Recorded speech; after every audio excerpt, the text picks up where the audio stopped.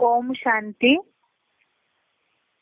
रविवार को जो टेस्ट हुआ है उसके प्रश्नों के उत्तर समझते हैं।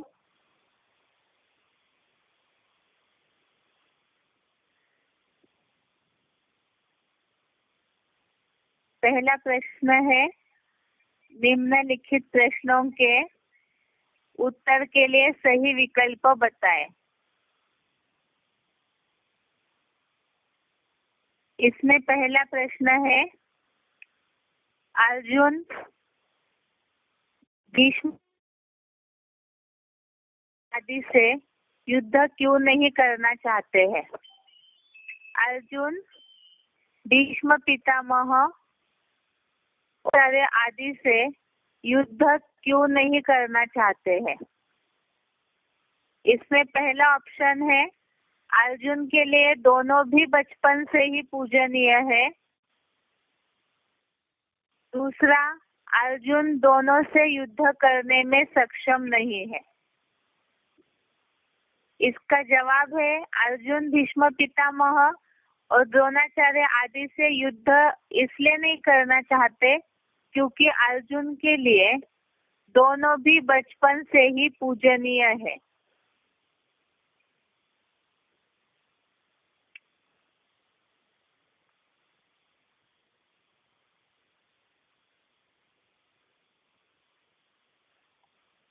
उसके बाद अगला प्रश्न है, धनेच्छुक गुरुओं को मारना अर्थात बेहद में क्या बताया है? धनेच्छुक गुरुओं को मारना अर्थात बेहद में क्या बताया है? उत्तर के लिए ऑप्शन दिए हैं। पहला, धन बल से मारना। दूसरा, स्वधारणा युक्त जीवन शैली से मारना। तो इसका जवाब है, धनेच्छुक गुरुओं को मारना अर्थात बेहद में उनकी स्वधारणा युक्त जीवन शैली से मारना।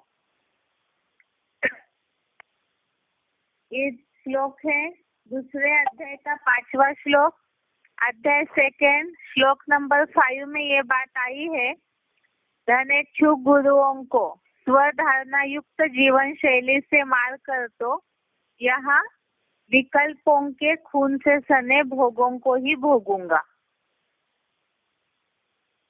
अगला प्रश्न है, अर्जुन धर्म युद्ध में किसकी जीत के बारे में क्या सोच रहा था? अर्जुन धर्म युद्ध में किसकी जीत के बारे में क्या सोच रहा था? इसका जवाब के लिए विकल्प है, पहला, कौरवों की जीत होगी। दूसरा, भविष्य फल नहीं जानता है। इसका जवाब है, अर्जुन धर्म युद्ध में जीत के बारे में सोच रहे थे कि वो भविष्य फल नहीं जानते हैं कि किसकी जीत होगी। अर्जुन जीत के बारे में भविष्य फल नहीं जानते हैं। ये श्लोक है दूसरे अध्याय का 6वां श्लोक, अध्याय 2 श्लोक नंबर 6। इसमें ये बात आई है कि धर्म युद्ध में निश्चित रूप से हम धर्म युद्ध में निश्चित रूप से जीतेंगे अथवा यदि वे अर्थात कौरव हमें जीतेंगे, यह भविष्य फल ठीक ठीक हम नहीं जानते। अगला प्रश्न है, भगवान के समझाने पर अर्जुन युद्ध के लिए क्या बोले? भगवान के समझाने पर अर्जुन युद्ध के लिए क्या बोले? विकल्प है, पहला, मैं युद्ध नहीं करूंगा। दूसरा, उमंग से युद्ध करूंगा। इसका जवाब है, भगवान के समझाने पर अर्जुन ने युद्ध के लिए बोला कि मैं युद्ध नहीं करूंगा। इसके लिए दूसरे अध्याय का 9वां श्लोक, अध्याय 2 श्लोक नंबर 9, इसमें ये बात आई है कि मैं गुरुजनों या संबंधियों से धर्म निर्णायक युद्ध नहीं करूंगा। इतना सीधा कहकर दुख और संशय हरता की सीख को मान के भी चुप हो गया। उसके बाद अगला प्रश्न है, संस्कार सुधारने के लिए क्या जरूरी है? संस्कार सुधारने के लिए क्या जरूरी है? विकल्प के लिए, उत्तर के लिए विकल्प है, पहला और संग तोड़, एक ईश्वर का संग जोड़, और दूसरा है कुसंग तोड़, अच्छा संग जोड़। इसका जवाब है संस्कार सुधारने के लिए अर्थात कर्म सुधारने के लिए जरूरी है और संगत तोड़, और माना सभी मनुष्य मात्र का संग तोड़, एक ईश्वर का संग जोड़। इसमें हो सकता है कईयों को ये मन में आए कि कुसंग तोड़ अच्छा संग जोड़े तब भी संस्कार सुधर सकते हैं, लेकिन अच्छे संग में बहुत ऐसे हैं जिनमें कुछ अच्छाई है, किसी में कुछ अच्छाई है, तो फिर वही बात आएगी अनेकों का संग जोड़ने की। इसीलिए ही ये सही जवाब है और संगत तोड़, अर्थात यहाँ ज्ञान युक्त हिसाब से जितने भी देहधारी है उनके विचारों का संग तोड़, एक ईश्वर का ही संग जोड़ेंगे तो ही संस्कार और कर्मों में सुधार आ सकता है। अगला प्रश्न है, सांख्य और योग अलग नहीं है, ये कौन समझते हैं? सांख्य और योग अलग नहीं है, ये कौन समझते हैं? तो इसका जवाब है विकल्प में शास्त्रकार, दूसरा है विद्वान। जवाब है इसका शास्त्रकार लोग सांख्य और योग अलग नहीं है ऐसे समझते हैं। अगला प्रश्न है, मन याद में एकाग्र नहीं हो रहा है तो क्या उपाय बताया है? जवाब के लिए विकल्प है, जबरियन बैठ करके मन को एकाग्र करे, दूसरा जवाब है यज्ञ सेवा करे।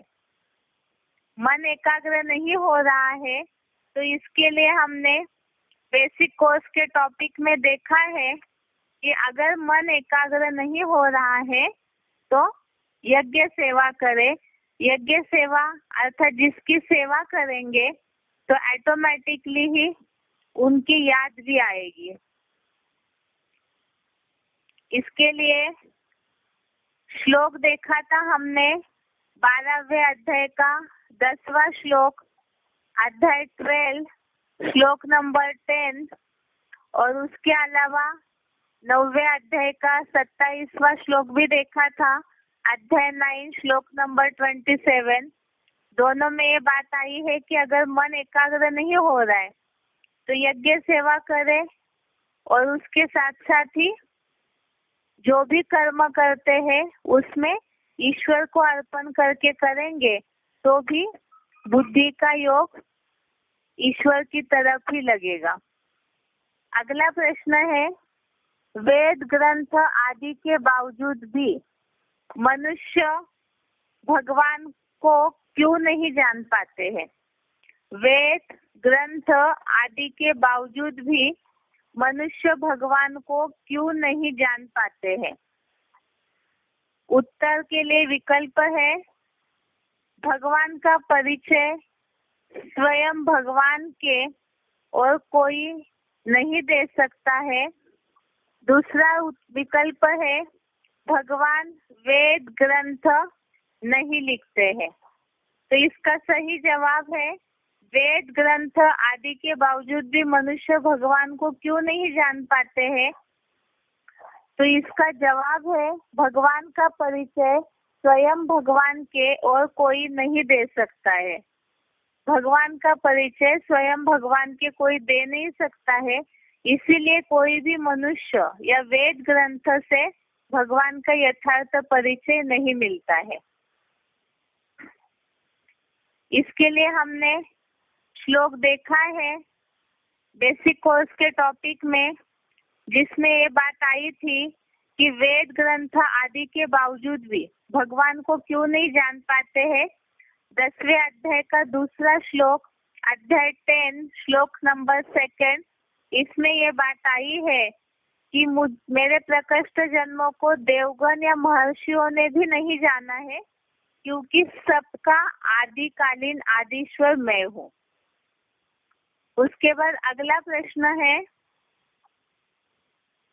ज्ञान भी पाप कर्मों को काटने का तरीका है। गीता में श्लोक में आया हुआ शब्द बताए। ज्ञान भी पाप कर्मों को काटने का तरीका है। गीता के श्लोक में आया हुआ शब्द बताए।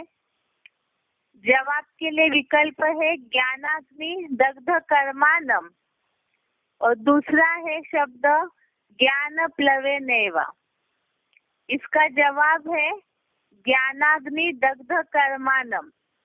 ज्ञान भी पाप कर्मों को काटने का तरीका है, इसी के लिए जवाब है ज्ञानाग्नि दग्ध कर्माणम। इसमें ये श्लोक आया हुआ है चौथे अध्याय का 19वां श्लोक, अध्याय 4 श्लोक नंबर 19। इसमें ये शब्द आया हुआ है। अगला प्रश्न है, निम्नलिखित प्रसंगों के लिए श्लोक बताएं। निम्नलिखित प्रसंगों के लिए श्लोक बताएं। इसमें पहला प्रश्न है, यज्ञ सेवा नरक लोक के कर्म बंधन को तोड़ती है। यज्ञ सेवा नरक लोक के कर्म बंधन को तोड़ती है। इसके लिए जवाब है तीसरे अध्याय का 9वां श्लोक, अध्याय 3 श्लोक नंबर 9। इसका श्लोक है, यज्ञार्थात् कर्मण्योत्र कर्मणो अन्यत्र लोकोऽयं कर्म बंधनः तदर्थं कर्म कौन्तेय मुक्त संग समाचर। और इसका अर्थ है, रुद्र ज्ञान यज्ञ के सिवाय दूसरे किसी कर्म से यह नरक लोक कर्म बंधन है। हे अर्जुन, दैहिक आसक्ति छोड़ उस अविनाशी रुद्र ज्ञान यज्ञ अर्थ कर्म कर। उसके बाद अगला प्रश्न है, सद्धर्म कर्म की बातों में मूर्ख बना मैं, मुझे श्रीमत दीजिए। सद्धर्म कर्म की बातों में मूर्ख बना मैं, मुझे श्रीमत दीजिए। इसका श्लोक है,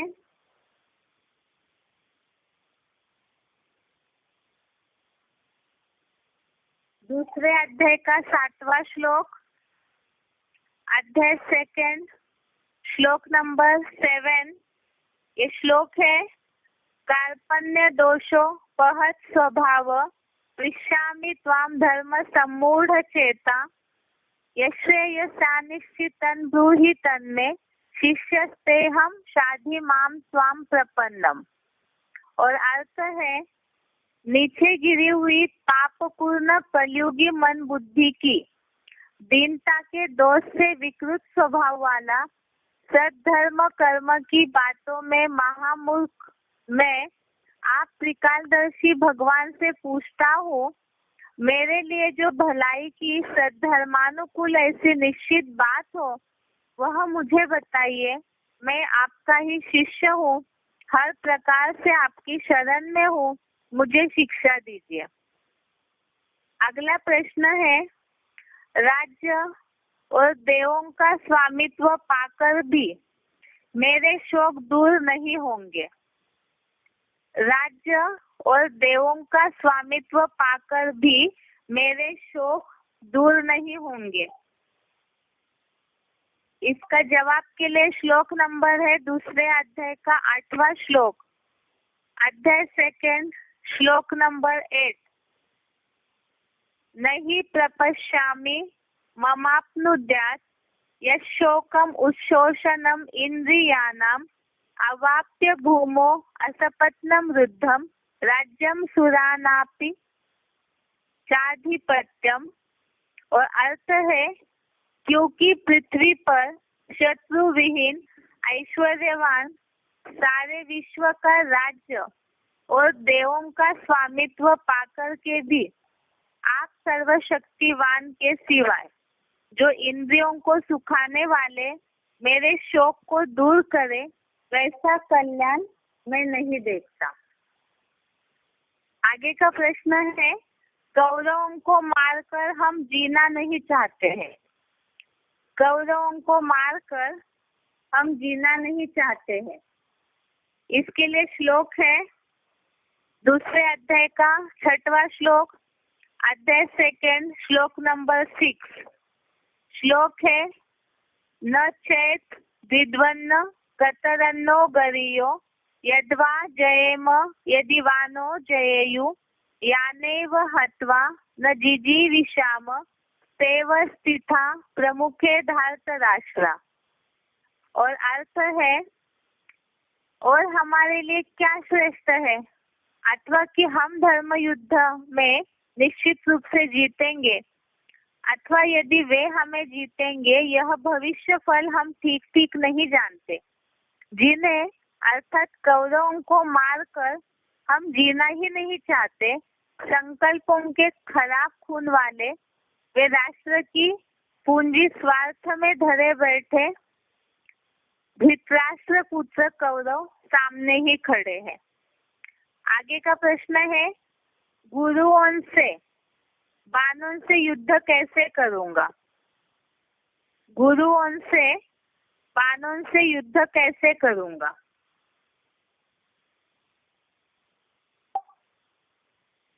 इसके लिए श्लोक है दूसरे अध्याय का 4था श्लोक, अध्याय 2 श्लोक नंबर 4। अर्जुन उवाच कथम भीष्मम अहम संख्ये द्रोणम च मधुसूदन इषुभि प्रतियोत्स्यामि पूजाहार अरिसूदन। अर्थ है, हे मधु जैसे मिठास भरे काम के हंता, भीष्म जैसे बाबाओं और महान प्राचार्य जैसे द्रोण को देख धर्म युद्ध में मैं ज्ञान बाणों से कटाक्ष पूर्वक अपमान से कैसे युद्ध करूंगा। हे अरिमर्दन कामारी, वे मुझे बचपन से ही बहुत प्यार देते हैं, सम्माननीय और पूजनीय है। अगला प्रश्न है, गुरुओं को मारने की अपेक्षा भीख मांगकर खाना अच्छा है। गुरुओं को मारने की अपेक्षा भीख मांगकर खाना अच्छा है।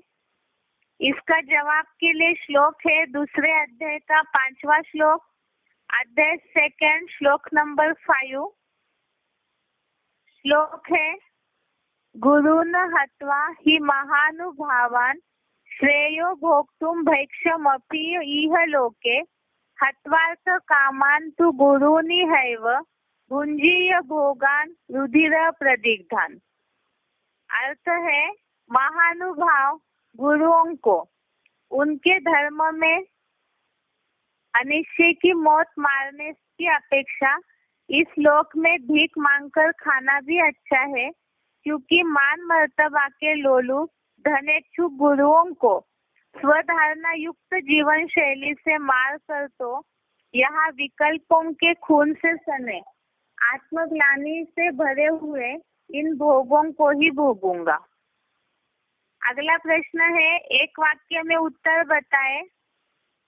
इसमें पहला प्रश्न है, ज्ञान और योग अरस परस है, किस उदाहरण से इसको समझ सकते हैं।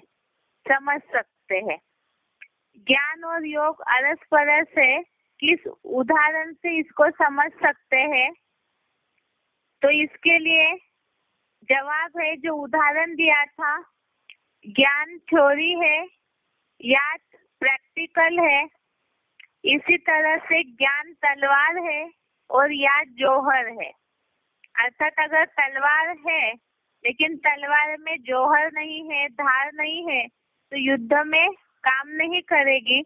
तो इसी तरह से थ्योरी का ज्ञान बहुत है, अर्थात किताबी ज्ञान बहुत सारा है, लेकिन प्रैक्टिकल करने का नॉलेज नहीं है तो भी फायदा नहीं है। तो इसीलिए ही ज्ञान और योग दोनों अरस परस है। अगला प्रश्न है, एक ईश्वर की साधना से ही सब प्राप्ति होगी, इसके लिए दोहा बताए। एक ईश्वर की साधना से ही सब प्राप्ति होगी, इसके लिए दोहा बताए। तो जिसके लिए हमने दोहा देखा था, एक के साधे सब सधे, सब साधे सब जाए। रहीमदास का दोहा हमने देखा है संस्कार वाले टॉपिक में, एक के साधे सब सधे, सब साधे सब जाए। अगला प्रश्न है, भगवान को जानने के लिए क्या आवश्यकता है? भगवान को जानने के लिए क्या आवश्यकता है? तो ये इस हिसाब से पूछा है कि भगवान को किस तरह से हम देख पाएंगे, अनुभव कर पाएंगे। इसका जवाब है, भगवान को जानने के लिए दिव्य बुद्धि रूपी ज्ञान नेत्रों की आवश्यकता है। भगवान को जानने के लिए दिव्य बुद्धि रूपी ज्ञान नेत्रों की आवश्यकता है। अगला प्रश्न है, भगवान को कौन प्रिय है? अगला प्रश्न है, भगवान को कौन प्रिय है? इसका जवाब है, भगवान को ज्ञानितु आत्मा प्रिय है। भगवान को ज्ञानितु आत्मा प्रिय है। इसके लिए हमने श्लोक देखा है, 7वें अध्याय का 17वां श्लोक, अध्याय 7 श्लोक नंबर 17। इसमें बात आई थी, तेषाम ज्ञाने नित्य युक्त एक भक्ति विशिष्यते। इसका अर्थ बता रहे हैं केवल। इसमें ये बात आई है कि उन पूर्व जन्म कृत पुण्य कर्मों के अभ्यासियों में एक हीरो पात्रधारी शिव ज्योति ही अव्यभिचारी याद वाला योगी है। ज्ञानी विशेष श्रेष्ठ है, क्योंकि ज्ञानी को मैं प्रिय हूँ और मुझको वह सदा अति प्रिय है। 7वें अध्याय का 17वां श्लोक। आगे का प्रश्न है, भक्ति मार्ग में भगवान की याद क्यों नहीं ठहरती है? भक्ति मार्ग में भगवान की याद क्यों नहीं ठहरती है? इसका जवाब है, भगवान की यथार्थ पहचान न होने के कारण याद ठहरती नहीं है। भगवान की यथार्थ पहचान न होने के कारण याद ठहरती नहीं है, अर्थात एकाग्र नहीं होते हैं। उसके बाद अगला प्रश्न है, ये बेसिक कोर्स में संस्कार के टॉपिक में समझा हुआ है, इसी हिसाब से प्रश्न है, श्लोक से रिलेटेड नहीं है। अगला 6वां प्रश्न है, तन और धन से ईश्वर की सेवा में क्यों लगना चाहिए? तो ये याद वाले टॉपिक में हमने समझा था कि अव्यभिचारी याद से ही संस्कार भस्म होते हैं। उसी से रिलेटेड ये बात समझी थी कि तन और धन से ईश्वरीय सेवा में क्यों लगना चाहिए, क्योंकि ये बातों का जवाब मुरलियों में भी आया है।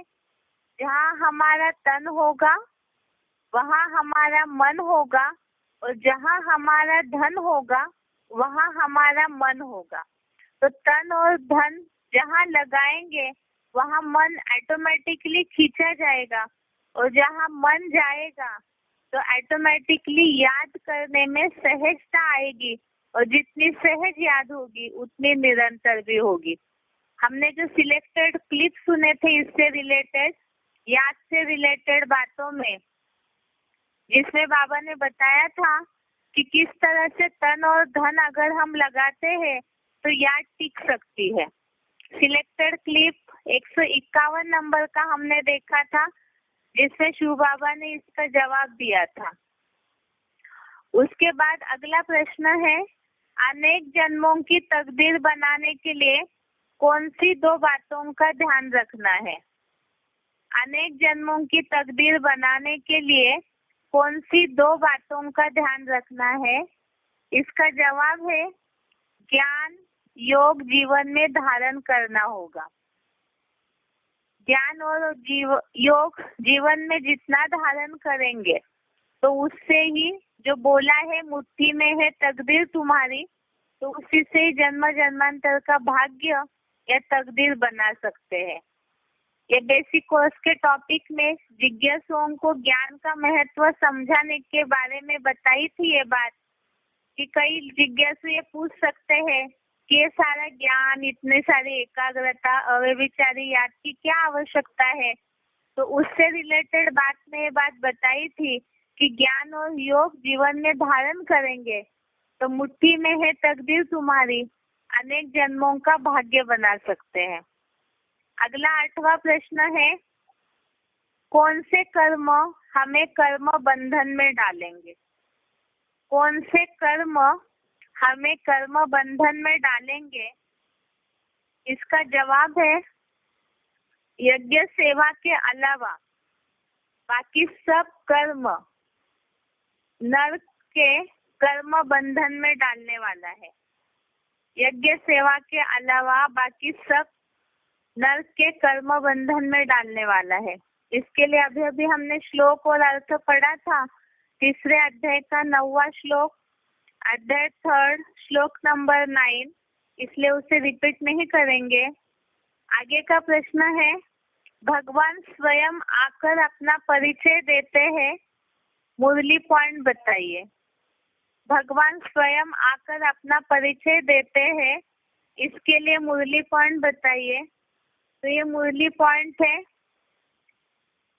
वह सद्गुरु स्वयं ही आकर अपना परिचय देते हैं। वह सद्गुरु स्वयं आकर अपना परिचय देते हैं। और दूसरा, बाप के सिवाय बाप का परिचय कोई दे न सके। बाप के सिवाय बाप का परिचय कोई दे न सके।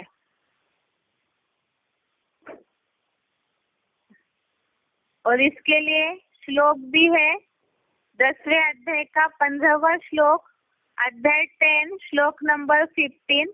इसमें श्लोक बताया है, स्वयं एवात्म आत्मना आत्मानम वेत्थम त्वम पुरुषोत्तम भूत भावन भूतेश देव देव जगतपते।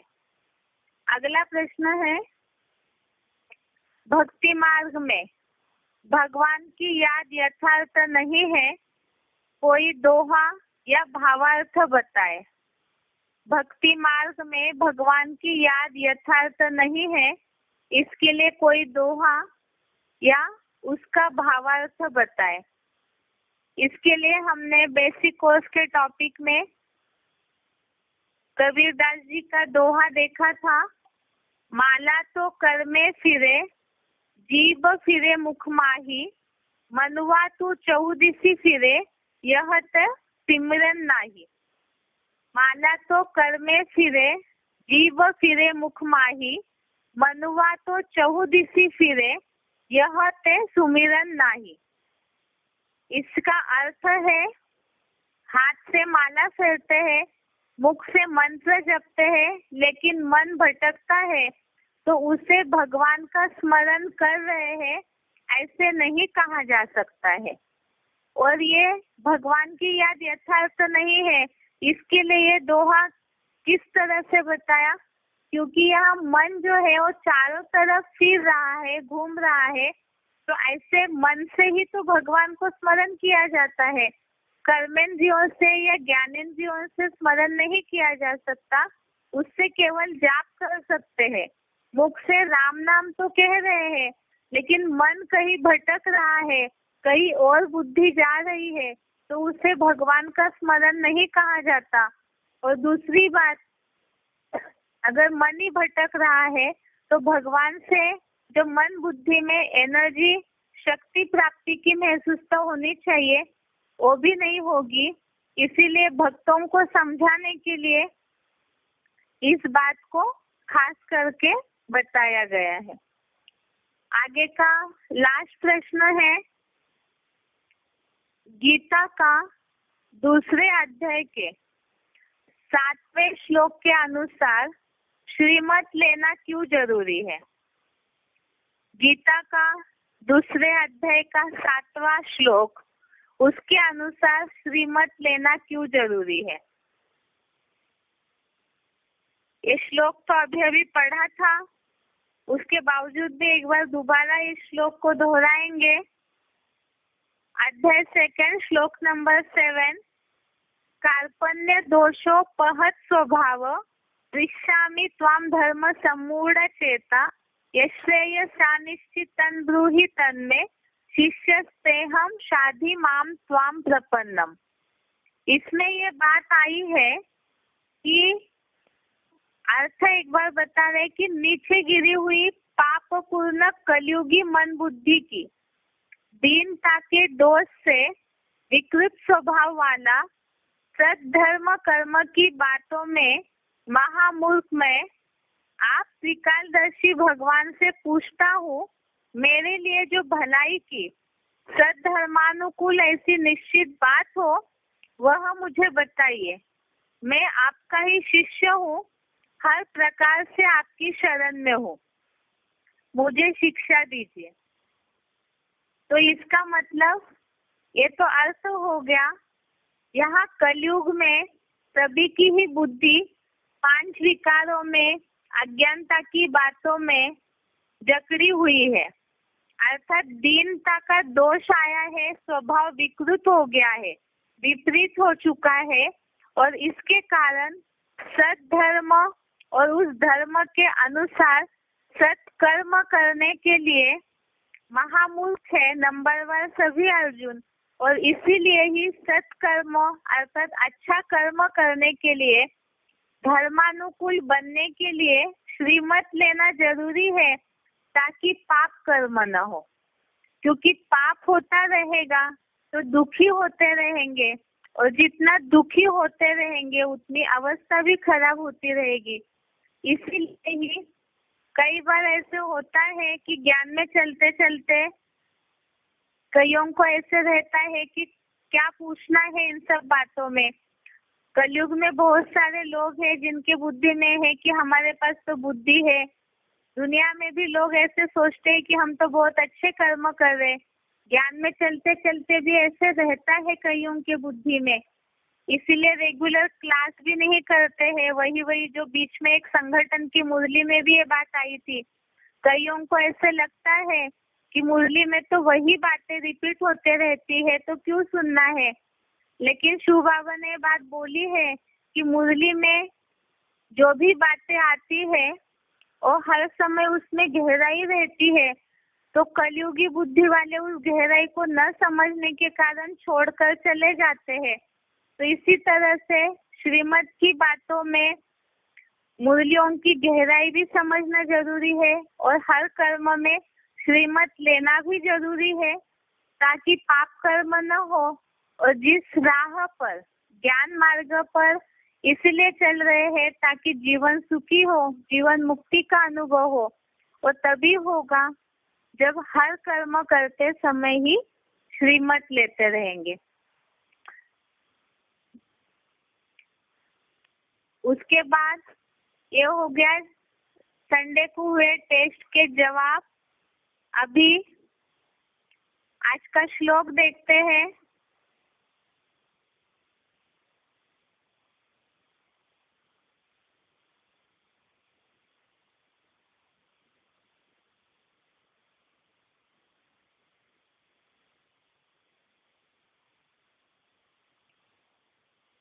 आज का श्लोक है दूसरे अध्याय का 10वां श्लोक, अध्याय 2 श्लोक नंबर 10। श्लोक है, तमुवाच ऋषिकेश प्रहसन्निव भारत सेनयोर उभयोर्मध्ये विषीदन्तं इदं वचः।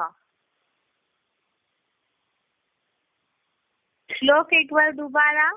तमुवाच ऋषिकेश प्रहसन्निव भारत सेनयोर उभयोर मध्ये विषीदन्तम् इदं वचः।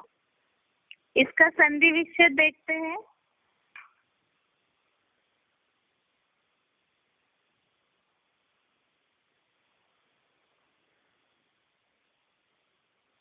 संधि विच्छेद है तम उवाच ऋषिकेशः प्रहसन् इव भारत सेनयो उभयो मध्ये विषीदन्तम् इदं वचः। एक बार दोबारा संधि विच्छेद। तम उवाच ऋषिकेशः प्रहसन् इव भारत सेनयो उभयो मध्ये विषीदन्तम् इदं वचः। अभी शब्दों का अर्थ देखते हैं। भारत अर्थात है भरतवंशी राजा। उभयो अर्थात दोनों। सेनयोर मध्य अर्थात सेनाओं के बीच में। विषीदन्तम अर्थात शोकाकुल। तम अर्थात उस। ऋषिकेश अर्थात इंद्रियजीत शिव बाबा। प्रहसन इव अर्थात प्रसन्न हुए के समान। इदम अर्थात यह। वचः अर्थात वचन। उवाच अर्थात कहने लगे। शब्दों का अर्थ दोबारा। भारत अर्थात है भरतवंशी राजा। उभयो अर्थात दोनों। सेनयोर मध्य अर्थात सेनाओं के बीच में। विषीदन्तम अर्थात शोकाकुल। तम अर्थात उस।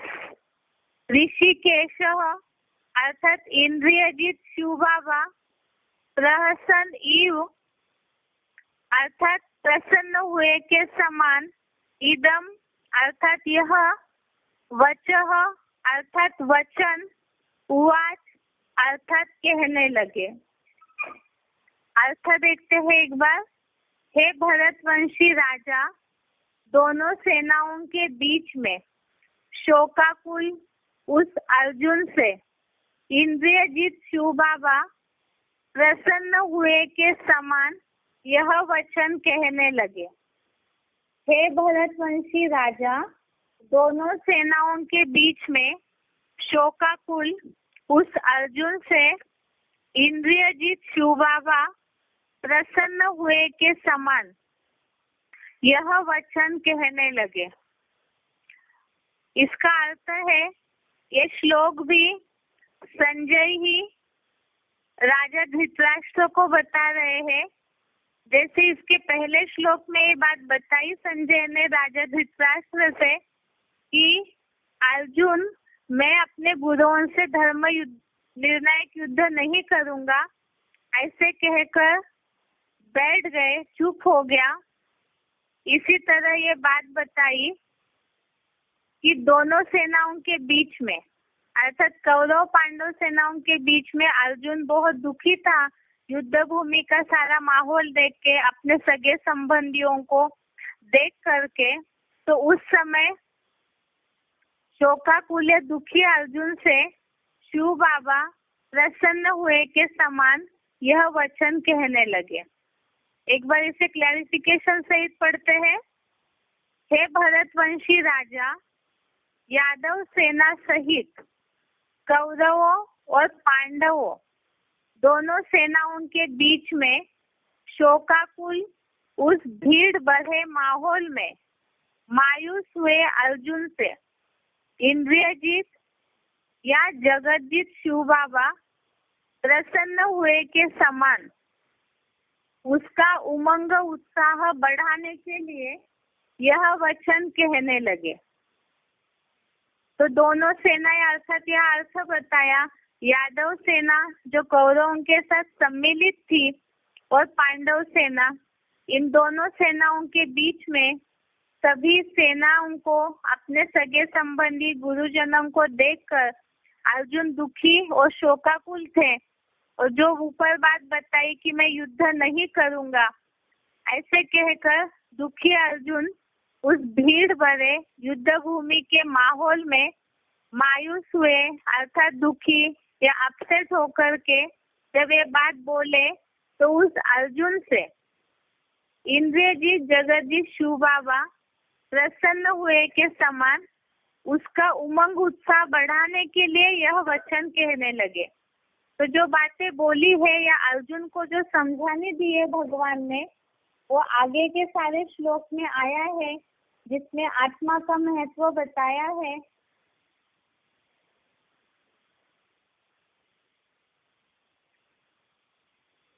तो यहाँ युद्ध भूमि अर्थात हमने इस बात को अभी तक समझते हुए आए हैं कि यहाँ तो कर्म भूमि है, यही युद्ध भूमि है। हर एक नंबरवार अर्जुन के लिए पुरुषार्थी जीवन में हर प्रकार से युद्ध चल रहा है, या तो अपने हिसाब किताब से, या तो कई सगे संबंधियों के साथ, कई संपर्कियों के साथ, और साथ में एक बड़ी युद्ध भूमि है जहाँ पे पहले श्लोक में अर्थ बताया है कि सारा धर्म और कर्मों का जो क्षेत्र है यह अभी की कलयुगी संसार। तो ऐसे समय में अवस्थाएं ऊपर नीचे होते रहती है। क्यों होती है अवस्था ऊपर नीचे? इसका कारण कल संगठन में मुरली सुनी है हम सभी ने, जिसमें शिव बाबा ने स्वतंत्रता का अर्थ बताया है। अभी कोई भी पूरी तरह से स्वतंत्र नहीं है, जिसके लिए मुरली में शिव बाबा ने बोला है कि रावण राज्य में तुम सब परतंत्र हो। भले स्वतंत्रता दिवस मनाया जा रहा है, लेकिन आज सभी जानते हैं कि 15 अगस्त है और सारे भारत में स्वतंत्रता दिवस मनाया जा रहा है। तो वो तो अंग्रेजों से मुक्ति मिली भारत को, इसीलिए स्वतंत्रता दिवस मना रहे हैं। लेकिन जो सच्ची स्वतंत्रता वाला एक नया वीडियो दिखाया गया है मधुबनों में, और देखा ही होगा सभी ने, उसने यही बात बताई है। मुरली में भी संगठन के शिव बाबा ने वही बात बताई कि वास्तव में अभी कोई भी स्वतंत्र नहीं है। या तो कोई अपनी इंद्रियों के गुलाम है, कोई अपने संस्कार आदतों के गुलाम है, कोई साधनों के गुलाम है, हर प्रकार से। और आज इस कलयुगी दुनिया में जहाँ कौरव गवर्नमेंट का राज्य है, तो उसके कारण भी मनुष्य दुखी है। तो कहीं ना कहीं से इस सृष्टि पर सभी ही पूरी तरह से स्वतंत्र कोई भी नहीं है। सूक्ष्म रूप से लेकर के बेहद रूप में परसेंटेजली नंबरवार पुरुषार्थ अनुसार, अवस्था अनुसार कहीं ना कहीं सभी परतंत्र ही है, क्योंकि सभी रावण राज्य में है। और गीता ज्ञान भगवान किस लिए दे रहे हैं? ये जो भी सारी अर्जुन का दुख है, और दुख, शोक या मायूस हो रहे हैं अर्जुन, बार बार अपसेट हो रहे हैं, मनस्थिति खराब हो रही है। जो पहले अध्याय के श्लोक में हमने देखा बुखार आ रहा है, बहुत सारी मनस्थिति की बातें ही, डिप्रेशन की, टेंशन की बातें ही अर्जुन की सारी पहले अध्याय में वर्णन की हुई है। तो ये सारा इसलिए हो रहा है क्योंकि स्वतंत्र नहीं है, इसीलिए ही दुखी हो जाते हैं। जो पूरी तरह से स्वतंत्र होंगे तो वहाँ तो दुख का नामो निशान नहीं होगा। और गीता ज्ञान सुनाने का भगवान का अर्जुन के लिए उद्देश्य यही है जो गीता का लक्ष्य दिया हुआ है कि जब सब धर्मों को त्यागेंगे और साथ साथ ही सब धर्मों को त्यागने के साथ साथ ही सब धर्मों के विचारों को अपनाने के कारण ही संस्कार बिगड़े हैं, कर्म बिगड़े हैं, रावण के बंधन में आ गए हैं, तो इसीलिए परतंत्र हो गए। इसीलिए गीता के अनुसार, गीता में जो श्रीमत दिया है भगवान ने, जो डायरेक्शन दिया है जीवन को सुधारने का, उस अनुसार जब चलते जाएंगे तो गीता का लक्ष्य है स्वर्ग। जो बताया अर्जुन ने अपसेट होकर के कि मुझे पृथ्वी का राज्य भी नहीं चाहिए, स्वर्ग भी नहीं चाहिए, तो गीता ज्ञान के द्वारा स्वर्ग की प्राप्ति होती है। और स्वर्ग अर्थात स्वस्थिति, स्वस्थिति अर्थात ही स्व का तंत्र, और वही स्वतंत्रता है, वही असली स्वराज्य है। और जितना जितना ही अपने आत्मा के तंत्र में मन बुद्धि कंट्रोल में रहेगी तो खुद भी स्वतंत्रता का अनुभव करेंगे, अर्थात दुखों से मुक्ति हो जाएगी, गलत कर्मों से मुक्ति हो जाएगी। और नंबर वार जो बताया स्व परिवर्तन से विश्व परिवर्तन, तो जब संगठित रूप से इस तरह के वाइब्रेशन बन जाएंगे तो ऑटोमेटिकली ही विश्व परिवर्तन का जो कार्य है, गीता का जो लक्ष्य है स्वर्ग स्थापना का, स्वर्गीय नई दुनिया का संगठन बनाने का, वो लक्ष्य भी पूरा हो जाएगा। आज इस श्लोक में ये जो बात आई हुई है कि अर्जुन परतंत्रता के कारण, अनेक मतों के कारण बुद्धि जो मोह अंधकार में फंसी हुई है, तो पूरी तरह से स्वतंत्रता अनुभव नहीं कर रहा है, इसीलिए शोकाकुल है। और ऐसे युद्ध भूमि में जब खड़े हैं, लेकिन उन्होंने पहले ही अपनी मन की सारी बात भगवान के सामने बोल दी, डायरेक्शन पूछा, श्रीमत पूछा, तो इसीलिए ही शिव बाबा जो है, जो बाबा ने बोला है कि अहंकारी को माफ नहीं करते हैं शिव बाबा, लेकिन जो झुक करके अपना देह का अहंकार छोड़ करके अगर शिव बाबा के सामने आएंगे और सारी बातें बताएंगे, क्योंकि शिव बाबा तो सर्जन है, सर्जन को जितना अपनी बीमारी की बातें बताएंगे तो उतना ही फायदा है। इसीलिए जब अर्जुन ने अपनी सारी बातें बता दी तो शिव बाबा उसी बात से प्रसन्न होकर के उनका उमंग उत्साह बढ़ाने के लिए, अर्थात जीवन के युद्ध में जो बार बार अपसेट हो रहे अर्जुन, तो उनका उमंग उत्साह बढ़ाने के लिए ये श्लोक बोला हुआ है। आगे जो बातें बताई है श्लोकों की, आत्मा का ज्ञान दिया है, देह क्या है उसका ज्ञान दिया है, समय का ज्ञान दिया है, अज्ञान अंधकार क्या है उसका ज्ञान दिया है, तो सारी बातें उनका उमंग उत्साह ने बढ़ाने के लिए बताई है। एक बार इस अर्थ को दोबारा देखते हैं। हे भरतवंशी राजा, यादव सेना सहित कौरव और पांडवों दोनों सेनाओं के बीच में शोकाकुल उस भीड़ भरे माहौल में मायूस हुए अर्जुन से इंद्रियजीत जगतजीत शिव बाबा प्रसन्न हुए के समान उसका उमंग उत्साह बढ़ाने के लिए यह वचन कहने लगे। एक बार इस श्लोक का उच्चारण और अर्थ सुनते हैं।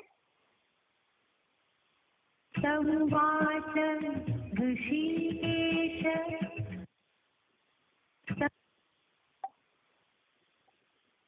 संवाच ऋषिकेश प्रहसन्निव भारत सेनयोरुभयोर्मध्ये विषीदन्तमिदं वच। हे भरतवंशी राजा, यादव सेना सहित कौरवों और पांडवों दोनों सेनाओं के बीच में शोकाकुल उस भीड़ भरे माहौल में मायूस हुए अर्जुन से इंद्रियजीत अमोघ वीर शिव बाबा प्रसन्न हुए के समान उसका उमंग उत्साह बढ़ाने लिए यह वचन कहने लगे। संवाच ऋषिकेश प्रहसन्निव प्रसन्निव भारत सेनयोरुभयोर्मध्ये विषीदन्तमिदं वच। हे भरतवंशी राजा, यादव सेना सहित कौरवों और पांडवों दोनों सेनाओं के बीच में शोकाकुल उस भीड़ भरे माहौल में मायूस हुए अर्जुन से इंद्रिय जीत अमोघ वीर शिव बाबा प्रसन्न हुए के समान उसका उमंग उत्साह बढ़ाने लिए यह वचन कहने लगे।